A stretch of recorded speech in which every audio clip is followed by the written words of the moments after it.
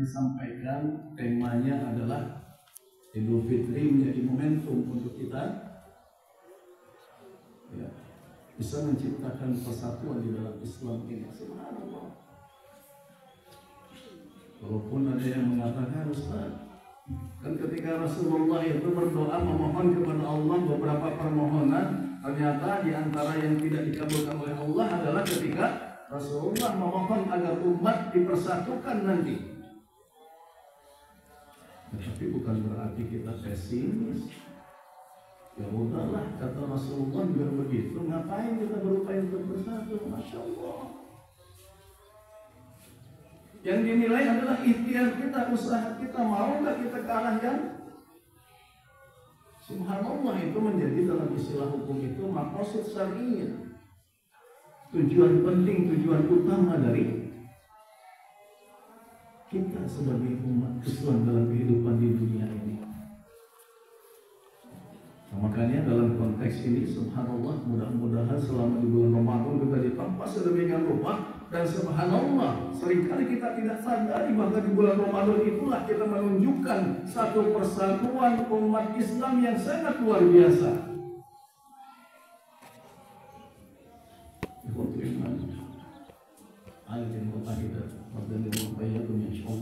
Allah Subhanahu wa Ta'ala, salah satu yang luar biasa dari kekuatan umat Islam dalam bersatu di bulan Ramadan adalah secara ekonomi sangat luar biasa. Tercatat secara ekonomi selama bulan Ramadan itu, ya, uang yang beredar itu kurang lebih bisa senilai 1.000 triliun rupiah. Coba subhanallah, ya, luar biasa besar kan, dibandingkan dengan yang dikorupsi 100 berapa. Itu satu nilai yang subhanallah luar biasa. Mulai dari apa coba? Saya sempat bertemu ada dengan seorang pengusaha catering. Selama bulan Ramadan hampir setiap hari dia mendapatkan order dari Masjid Istiqlal untuk berbuka 1.000 paket untuk dia aja. Senilai berapa coba? Tinggal dihitung, itu baru satu coba. Belum lagi apa tuh? Nah, biasa ya kan? Hampir setiap hari yang jualan itu kan biasa menyediakan untuk panci.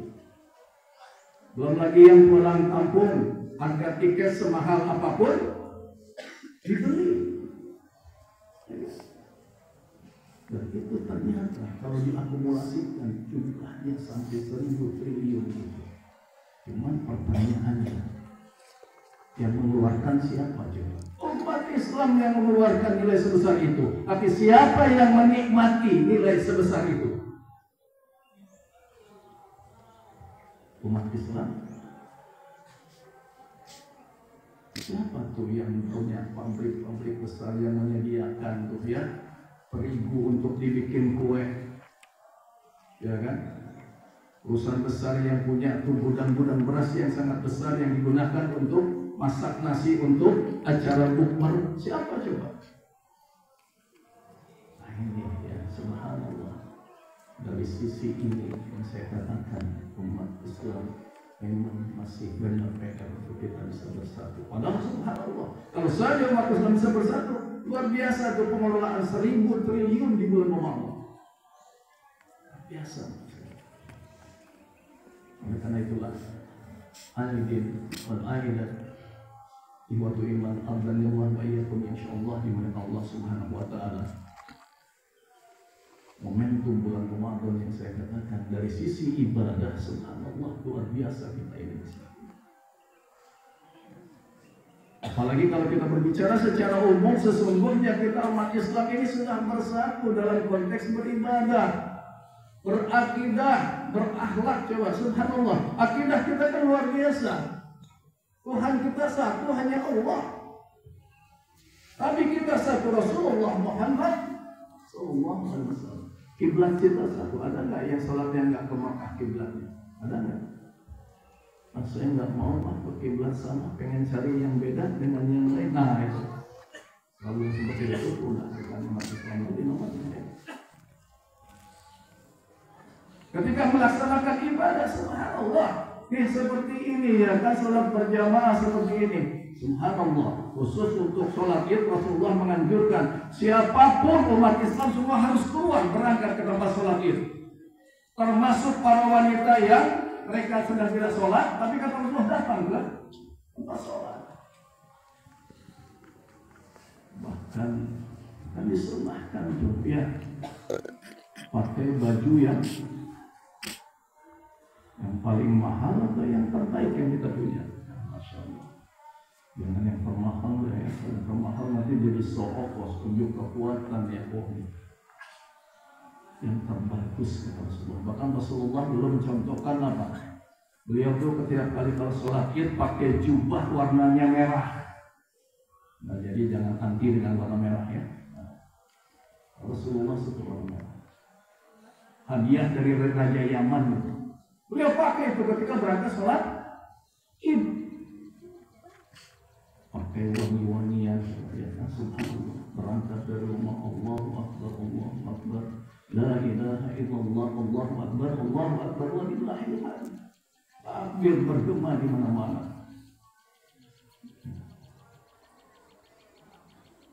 Sampai di tempat sholat kita berjajar. Ketika kita sholat, subhanallah, luar biasa nih persatuan kita umat Islam ini. Ya. Ada nggak tadi ketika imam rukuk, saya nggak mau rukuk, nggak ada, ikut semua kepada instruksi imam. Padahal subhanallah, coba ya kan. Saya tadi ketika rukuk sujud mundur ke belakang nggak?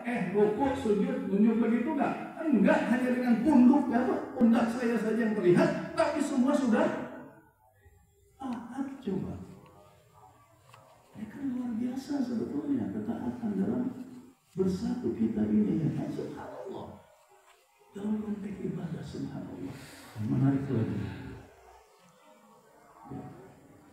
Siapapun kita, ketika kita membacakan surat Al-Fatihah sampai di ayat yang ke-6,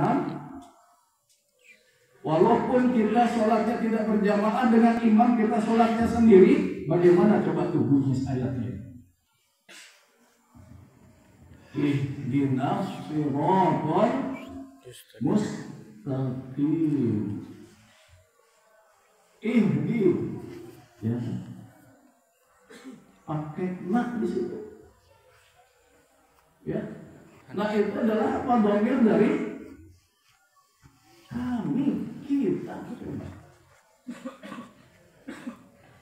Jadi walaupun kita sholat sendiri, subhanallah, bacaan Al-Fatihahnya nggak dirubah. Ada yang nggak dirubah? Nggak mau, saya mau doa untuk diri saya sendiri. Ihdinis siratal mustaqim. Kira-kira boleh nggak begitu? Tetap harus ihdinas siratal mustaqim. Ya Allah, tunjukilah kami, coba, subhanallah. Jadi walaupun sholat sendiri, kita tetap mendoakan yang lain, coba. Luar biasa nggak itu sebetulnya, ya kan? Dalam konteks kita sebagai umat Islam, ya, tidak hanya menunjukkan as-salihul infiradiyah, tapi juga kita menunjukkan as-salihul istimaiyah, kesolehan individu kita rubah menjadi kesolehan sosial melalui ibadah yang kita lakukan di bulan Ramadan. Ya, coba misalkan tuh kalau lagi sholat kita ya di masjid, sholat sendiri, tiba-tiba di samping kita ada orang yang kita benci banget, ya kan, kita nggak suka. Bacaan Al-Fatihah kita rubah ya. Ihdina, kecuali yang ini jangan ya. Oh, mungkin nggak? Nggak ada, tetap kita doakan, coba. Subhanallah, luar biasa itu. Dalam ibadah kita bisa melakukan seperti itu. Ya kan? Subhanallah. Makanya saya katakan seperti sebetulnya hanya kita mentransformasikan saja nih apa yang kita lakukan dalam ibadah kita di dalam kehidupan kita sehari-hari. Bagaimana kita bisa menunjukkan wa'tasimu bihablillahi jami'an wa la tafarraqu. Kata-kata Islam ya kan, wa'tasimu itu perintah itu. Fi'il amr itu hukumnya. Berarti apa hukumnya? Teguhlah kalian pada tali Allah. Kalau menerjemahkan ayat ini, saya ingat dulu pernah ada seorang guru dari daerah NTB Bima yang menerjemahkan ayat ini, berpegang teguh pada tali Allah. Mereka di masjidnya itu buat ke atasnya pakai tali katanya. Jadi setiap kali itu kita mereka berpegang pada tali. Oh inilah, bukan begitu maksudnya. Tapi yang dimaksud dengan berpegang teguh pada tali Allah adalah apa? Al-Quran dan Rasulullah.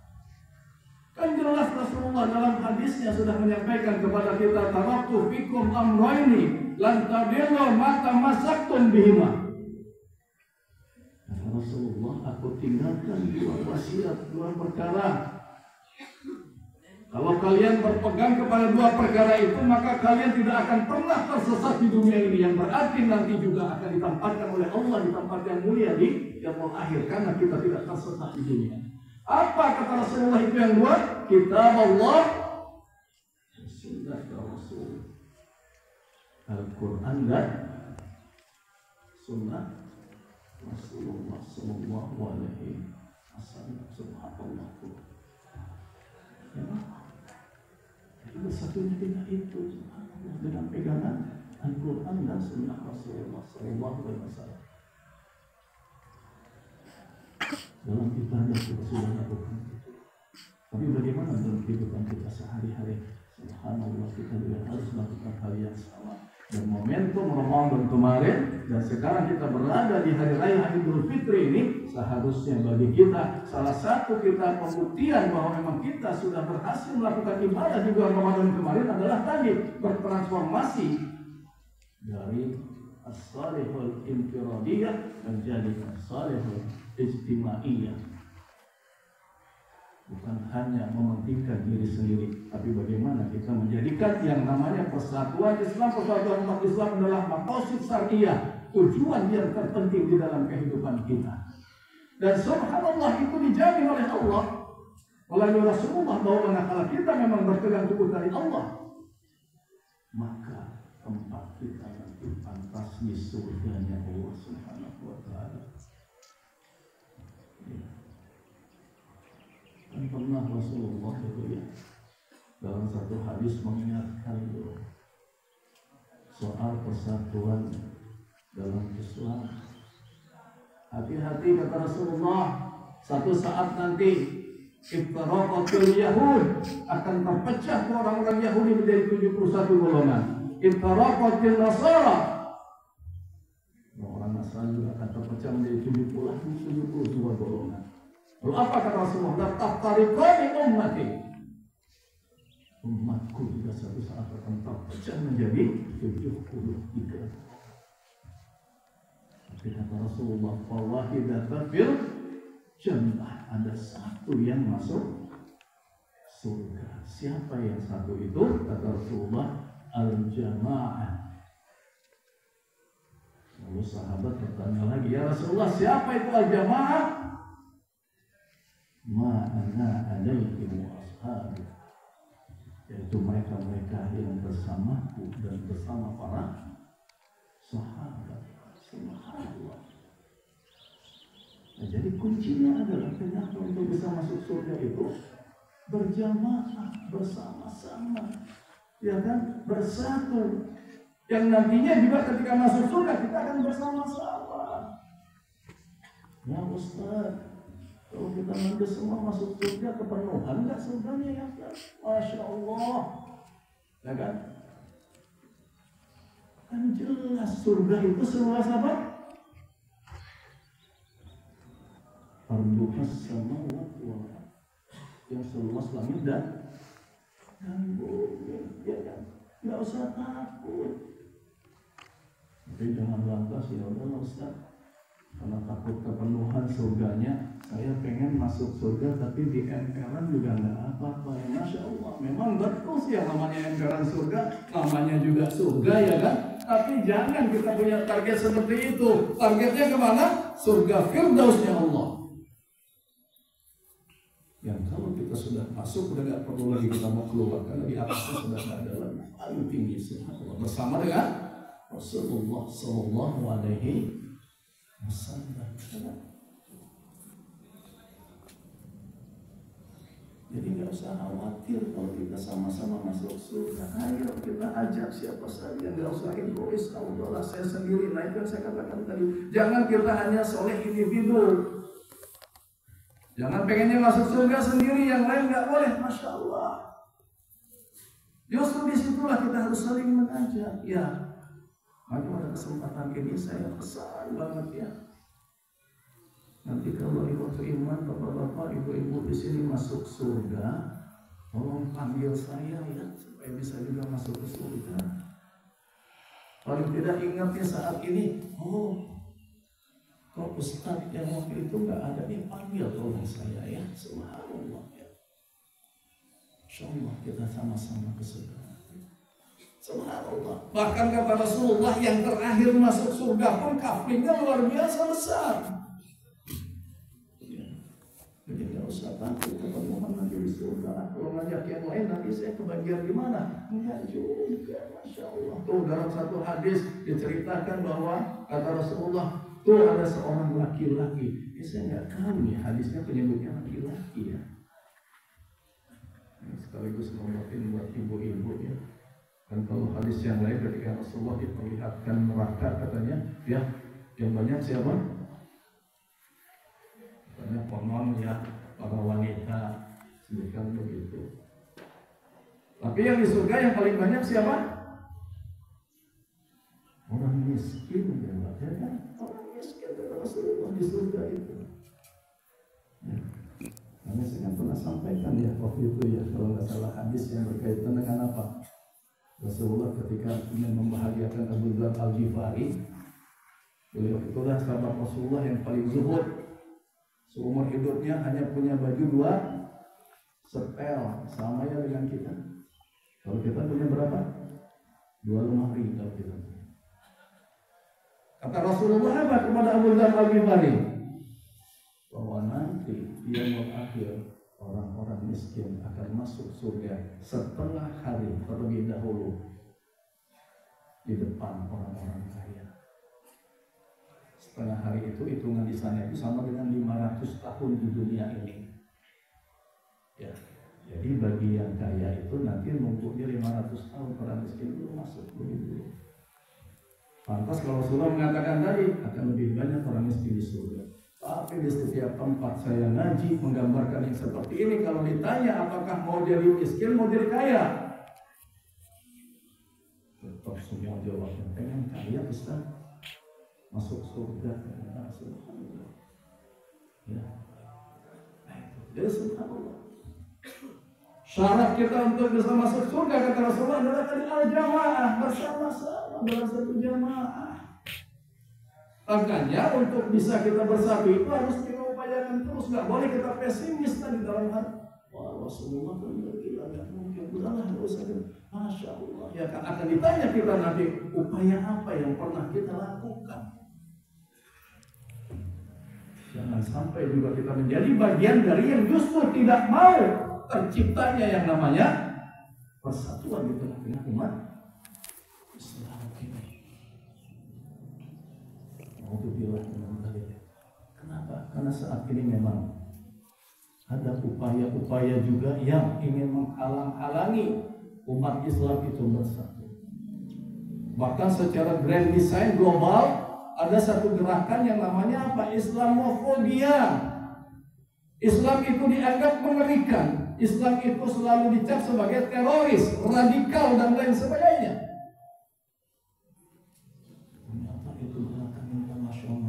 Sehingga alhamdulillah sudah sejak 3-4 tahun yang lalu organisasi besar PBB itu menetapkan setiap tanggal 14 Maret menjadi hari yang disebut dengan International Day to combat Islamofobia.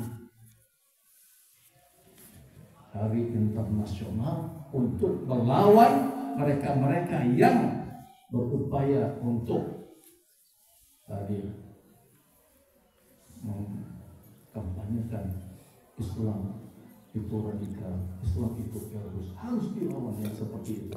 Ada harinya yang ditetapkan oleh PBB itu 14 Maret kemarin. Subhanallah. Oleh karena itulah suatu iman aidin wal aidat Allah wa iyyakum insyaallah oleh Allah Subhanahu wa taala. Pada kesempatan pagi ini subhanallah, sebagaimana yang saya sampaikan di situ, silahkan baca lebih detail lagi lah. Ya. Sebetulnya Rasulullah sudah banyak gitu menyampaikan hal-hal yang berkaitan dengan ajakan untuk kita bersatu, ya kan?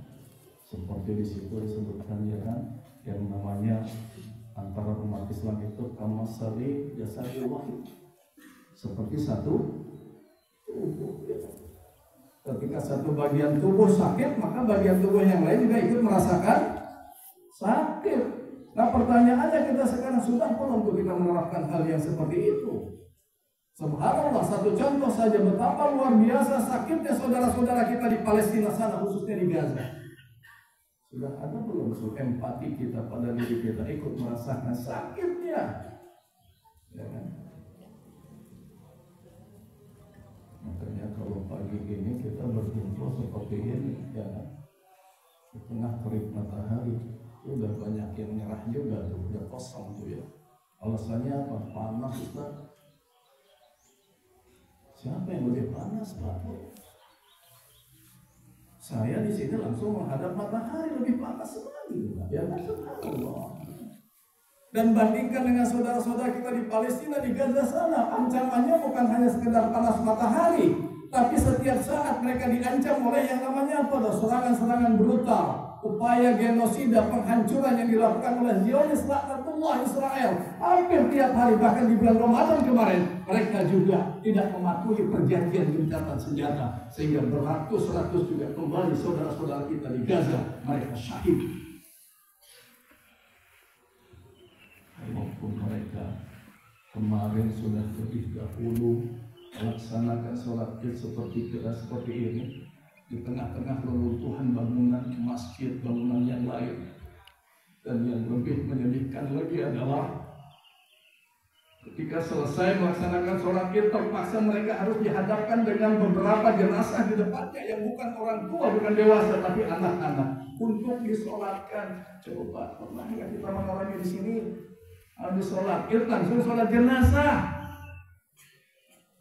Masya Allah.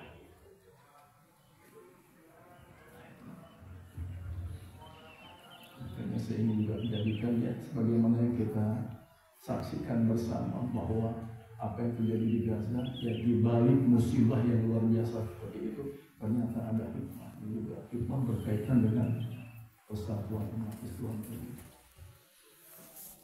Bahkan berbicara kepedulian terhadap mereka yang terjadi di Gaza itu bukan hanya dilakukan oleh umat Islam. Kenapa? Karena kalau mereka yang punya hati nurani, mereka paham bahwa yang terjadi di Gaza itu bukan hanya karena mereka umat Islam, tapi soal kemanusiaan. Sudah subhanallah, luar biasa kepedulian bukan hanya umat Islam di Amerika, di belahan Eropa, dimanapun mereka peduli terhadap apa yang terjadi di Gaza. Belakangan coba ya waktu iman, ya kan? Agak luar biasa tuh. Mereka yang sedang belajar di Amerika sana, para mahasiswa, ya mereka berani mengambil resiko karena membela apa yang terjadi di Gaza, di Palestina, sampai harus mereka dicabut izin visanya. Coba nggak boleh lagi masuk sana. Bahkan pernah terjadi ada seorang polisi atau tentara membakar dirinya karena ingin supaya pemerintahnya itu paham tentang apa itu. Mereka aja yang bukan dari kalangan kita berani berkembang begitu. Makanya subhanallah, ya, salah satu pembuktian kepedulian kita untuk bisa bersama-sama bersatu adalah bagaimana kita menunjukkan kepedulian kita terhadap apa yang terjadi di Palestina sana, khususnya Gaza. Karena itulah aidin wal aidati wa iman abdullah wa iyyakum insyaallah, Allah subhanahu wa ta'ala. itu ya, saya tidak akan panjang-panjang lah ya. Cukup bisa dibaca di situ. Ya kan esensinya seperti apa? Ya, yang penting adalah bagaimana hasil daripada ibadah kita di bulan Ramadan, ya kan, bisa kita tunjukkan. Yang paling luar biasa adalah berkaitan tadi bagaimana kita bisa bertransformasi dari as-salihul infiradiyyah menjadi as-salihul ijtimaiyah.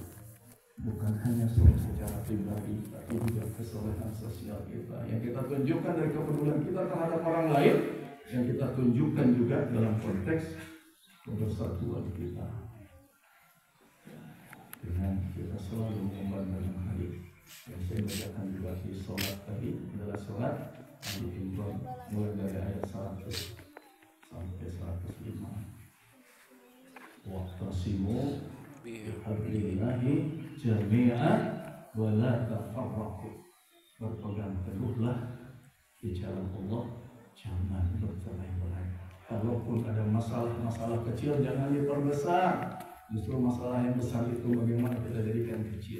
Jangan selalu karena ada masalah kecil langsung kita Masya Allah, di masjid di tengah-tengah masyarakat. Bagaimana kita menunjukkan ya kebersatuan kita, kebersamaan kita umat Islam yang subhanallah.